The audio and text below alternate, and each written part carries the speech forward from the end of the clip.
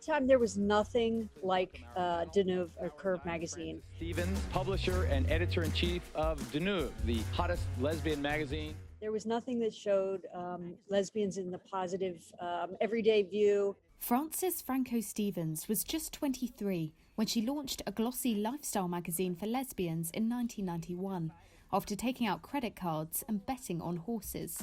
I love my job. I love my job. I love my job. The gamble paid off, and now, 30 years on, a documentary called Ahead of the Curve celebrates its groundbreaking history. It was in my wildest dreams that it would last for 5 years. And now here it is 30 years later, blowing my mind.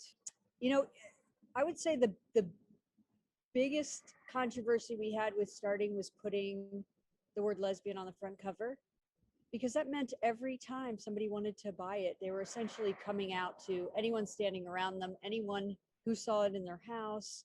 You know, it was seen as very the only word that comes to mind is controversial, because there were a lot of people in the community just said, you know, please call it a woman's magazine. I'm like, well, it's a lesbian magazine, so I'm going to put that on the cover.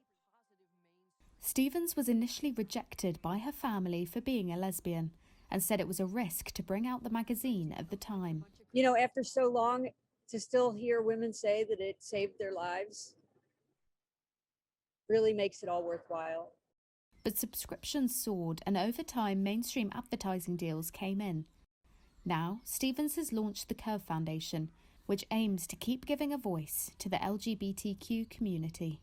Well, after meeting with young activists across North America, I realized that, you know, even though there is Facebook and there is social groups and lots of social media, we need our spaces. You know, there's a chance for the Curve Foundation to give back and sponsor those voices.